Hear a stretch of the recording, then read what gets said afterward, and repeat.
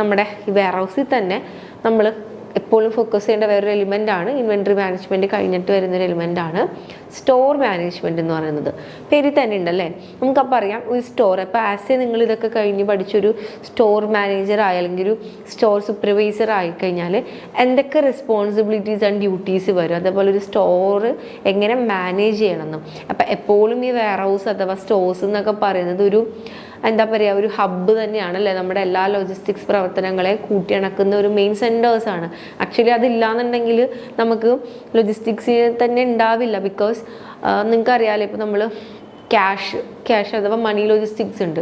അത് നിങ്ങൾ ശ്രദ്ധിച്ചിട്ടുണ്ടാവും, ATMസിൽ നമ്മൾ കാശ് കൊണ്ടിടുമ്പോൾ അല്ലേ, പർട്ടിക്കുലർലി ഡിസൈൻ ചെയ്ത ഒരു വെഹിക്കിൾ അല്ലെങ്കിൽ ഒരു പെയിൻറ്റ് ചെയ്ത വെഹിക്കിൾസിലാണ് ഈ കാശ് അവർ ഡിപ്പോസിറ്റ് ചെയ്യാൻ കൊണ്ടുപോകുന്നത്.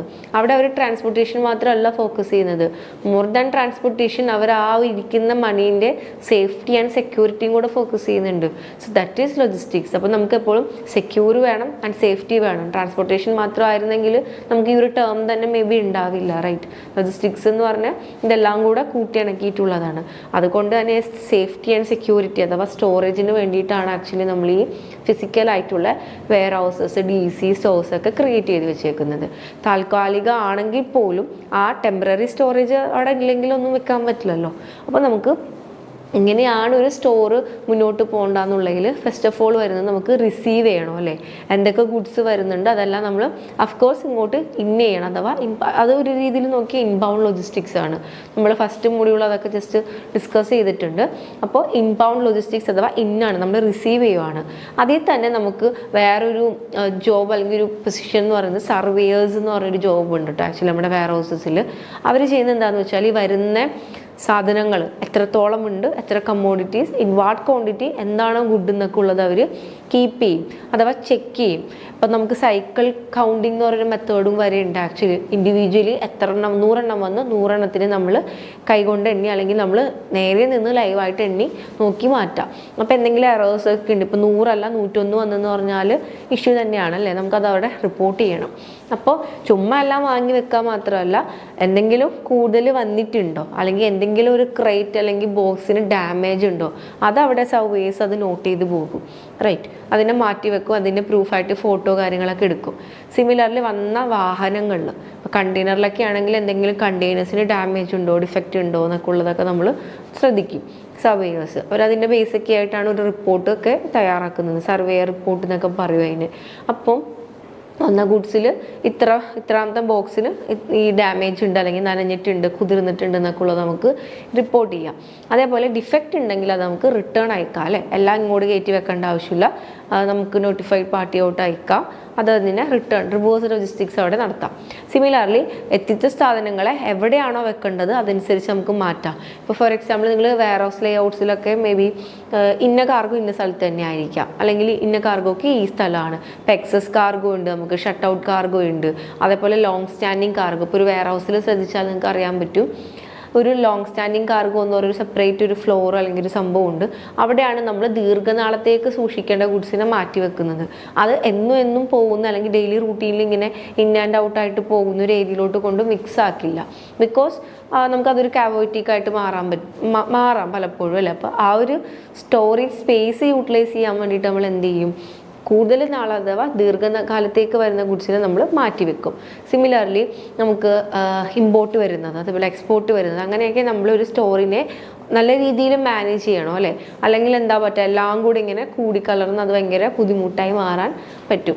അതുപോലെ തന്നെ വേറൊരു മെത്തേഡ് എന്ന് പറയുന്നത് വേറൊരു ലെവൽ എന്ന് പറയുന്നത് നമ്മൾ റിസീവ് ചെയ്യുക, റിട്ടേൺ എന്തെങ്കിലും ഡിഫക്റ്റ് ഉണ്ടെങ്കിൽ അത് അയക്കുക. അതേപോലെ എല്ലാത്തിൻ്റെ റെക്കോർഡിക്കലി സൂക്ഷിക്കുക. ഞാൻ നേരത്തെ പറഞ്ഞൊരു റിപ്പോർട്ട് ഉണ്ട് അല്ലേ. അത് കൂടാതെ തന്നെ നമുക്ക് പല റെക്കോർഡ്സ് ഉണ്ട്, ബുക്സ് ഓഫ് റെക്കോർഡ്സ് ഉണ്ട്. അതേപോലെ നമുക്ക് സോഫ്റ്റ്വെയറിൽ ഇതൊക്കെ അപ്ഡേറ്റ് ചെയ്യാം. അപ്പോൾ warehouse management system currently running ആണ്. നിങ്ങളത് മുന്നത്തെ മൊഡ്യൂളിൽ പഠിച്ചിട്ടുണ്ടാവുമെന്ന് വിശ്വസിക്കുന്നു. അപ്പോൾ ഇത്രയാണ് സ്റ്റോർ മാനേജ്മെൻറ്റിൻ്റെ ഒരു എലിമെൻറ്റ്. ഇനി ആസ് എ സ്റ്റോർ കീപ്പർ നമ്മൾ എന്തൊക്കെ ചെയ്യണം? ഈ പറഞ്ഞ കാര്യങ്ങൾ മാത്രമല്ല അതിൽ വരുന്നത്, നമ്മളുടെ കീഴിൽ അല്ലെങ്കിൽ നമ്മുടെ ഒപ്പം വർക്ക് ചെയ്യുന്ന പല വർക്കേഴ്സ് ഉണ്ടാവും അല്ലേ. സ്റ്റാർട്ടിങ് ഫ്രം ലേബേഴ്സ്, അല്ലെങ്കിൽ നമ്മുടെ പൊസിഷനിലൊപ്പം നിൽക്കുന്ന കൊലീഗ്സ്, അല്ലെങ്കിൽ നമുക്ക് മുകളിലോട്ടുള്ള നമ്മുടെ സുപ്പീരിയേഴ്സ് ഒക്കെ ഉണ്ടാവും. അപ്പോൾ ഇവരായിട്ടൊക്കെ ആക്ച്വലി നമ്മളൊരു ഹാർമോണിയസ് വേ ഓഫ് വർക്കിംഗ് ആദ്യം കൊണ്ടുവരാൻ ശ്രമിക്കണം. നമുക്ക് ഇന്ന വർക്ക് ഇന്നയാൾ ഷെഡ്യൂൾ ചെയ്തെടുക്കണം, അല്ലെങ്കിൽ ഞാൻ മുന്നോട്ട് വന്നാലേ ഇത് അറ്റ്ലീസ്റ്റ് ചെയ്യുമെന്നുണ്ടെങ്കിൽ നമ്മൾ മുന്നോട്ട് തന്നെ വന്നത് ഏറ്റെടുത്ത് ചെയ്യണം. കാര്യം അതിൽ നിന്നൊക്കെയാണ് നമുക്ക് പല ഈ പറയുന്ന തെഫ്റ്റ്, അതേപോലെ അറ്റാക്ക്, അല്ലെങ്കിൽ അങ്ങനത്തെ പല അൺപ്രഡിക്റ്റബിൾ ആയിട്ടുള്ള ആക്ടിവിറ്റീസൊക്കെ മറികടക്കാൻ നമ്മൾ അത്യാവശ്യം സ്റ്റേൺ ആയിട്ട് അല്ലെങ്കിൽ ഒരു ലീഡർഷിപ്പ് ക്വാളിറ്റിയോടുകൂടി നിന്നാൽ മാത്രമേ നമുക്കത് പറ്റുള്ളൂ അല്ലേ. അതാണ് ആക്ച്വലി സ്റ്റോർ മാനേജറിൻ്റെ ഒരു ഡ്യൂട്ടി എന്ന് പറയുന്നത്. വർക്കിംഗ് വിത്ത് എംപ്ലോയീസ്, അവർക്ക് ഷെഡ്യൂൾ ചെയ്ത് കൊടുക്കുക, ടൈം പീരീഡിൽ അവരത് കംപ്ലീറ്റ് ചെയ്യുന്നുണ്ടോ എന്ന് നോക്കാം. അതേപോലെ ഓവറായിട്ട് വർക്ക് ചെയ്യിപ്പിക്കാണ്ട് അവരുടെ ആ ഒരു ടൈം ലിമിറ്റിൽ തന്നെ മാക്സിമം ടൈം യൂസേജ് യൂട്ടിലൈസ് ചെയ്ത് വർക്ക് ചെയ്യാൻ ശ്രമിക്കുക. അങ്ങനത്തെ കാര്യങ്ങളൊക്കെയാണ് ഒരു സ്റ്റോർ മാനേജർ എന്നുള്ള രീതിയിൽ നമ്മൾ ശ്രമിക്കേണ്ടത്. പിന്നെ ഇപ്പം ഞാൻ WMSൻ്റെ കേസ് പറഞ്ഞല്ലേ, നിങ്ങൾ മുന്നത്തെ വീഡിയോയിൽ അത് കേട്ടിട്ടുണ്ടാവും. അപ്പോൾ മോഡേൺ ഈ പറഞ്ഞ സ്റ്റോർ മാനേജ്മെൻറ്റ് ടൂൾസൊക്കെ നമുക്ക് കൊണ്ടുവരാം. ഇപ്പോൾ അതിൽ തന്നെ നിങ്ങൾ പല്ലറ്റ് ജാക്ക്, അതേപോലെ ഫോക്ക് ലിഫ്റ്റ്, അങ്ങനത്തെ പല എക്യുപ്മെൻറ്റ്സിൻ്റെ കാര്യങ്ങൾ കേട്ടിട്ടുണ്ട്. സിമിലർലി നമുക്ക് സ്റ്റോറിൽ വരുമ്പോഴും റാക്ക് സിസ്റ്റം യൂസ് ചെയ്യാം. അതേപോലെ ഈ റാക്കിൽ ഇന്നത് വെക്കണം, ബിന്നെന്നൊക്കെ വിളിക്കും നമ്മൾ, ഇന്ന സ്പേസിൽ ഇന്നതാണ് വെക്കുന്നത്. അപ്പോൾ അങ്ങനെ നമുക്ക് എന്താണ് അതിനെ ഒന്ന് യൂട്ടിലൈസ് ഒക്കെ ചെയ്യാൻ നമുക്കും ഇറങ്ങി തിരിച്ചെന്താ പറയുക മുന്നിട്ട് വന്നിട്ട് അതൊക്കെ കോർഡിനേറ്റ് ചെയ്യാം. ഓക്കെ, അപ്പോൾ അതൊക്കെയാണ് ആക്ച്വലി നമ്മളുടെ സ്റ്റോർ മാനേജ്മെൻറ്റിലും ആസ് എ സ്റ്റോർ മാനേജറും നിങ്ങൾ ചെയ്യേണ്ടത്. അപ്പോൾ ഇത്രയാണ് നമ്മുടെ ഇൻവെൻട്രി മാനേജ്മെൻറ്റ് എന്ന് പറഞ്ഞ ആ ഒരു മൊഡ്യൂളിൽ വരുന്ന കുറച്ച് ടോപ്പിക്സ്. സോ നമ്മുടെ വെയർഹൗസ് മാനേജ്മെൻറ്റിലെ ഒരു മൊഡ്യൂളാണ് ഇപ്പോൾ കംപ്ലീറ്റ് അയക്കുന്നത്, ഇൻവെൻട്രി മാനേജ്മെൻറ്റ് എന്ന് പറയുന്നത്. അപ്പോൾ ഇത്രയും പറഞ്ഞതിൽ എന്തെങ്കിലും നിങ്ങൾക്ക് ഡൗട്ട്സ് ഒക്കെ ഉണ്ടെങ്കിൽ നമ്മുടെ അക്കാഡമിയെ കോൺടാക്ട് ചെയ്യുക, ഞങ്ങളത് ക്ലാരിഫൈ ചെയ്ത് തരുന്നതായിരിക്കും. അതേപോലെ ഞാൻ നേരത്തെ സൂചിപ്പിച്ചിരുന്നു, നിങ്ങൾക്ക് ഇതിൻ്റെ ഒരു സർട്ടിഫിക്കേഷനാണ് ആവശ്യം എന്നുണ്ടെങ്കിൽ എഗെയിൻ നമുക്ക് അക്കാഡമിയായിട്ട് കോൺടാക്ട് ചെയ്യാം. സിമിലർലി നോട്ട്സ് ഉണ്ടെങ്കിലും നിങ്ങൾക്കത് അപ്പോൺ യുവർ റിക്വസ്റ്റ് നമ്മളത് തരുന്നതായിരിക്കാം. സോ എന്തെങ്കിലും ഡൗട്ട്സ് കാര്യങ്ങൾ എഗെയിൻ ഉണ്ടെങ്കിൽ കോൺടാക്ട് ചെയ്യുക. അതേപോലെ താങ്ക് യു ഫോർ വാച്ചിങ്. ഞങ്ങളുടെ ചാനലും കൂടി ഒന്ന് സബ്സ്ക്രൈബ് ചെയ്യാം. ഓക്കെ.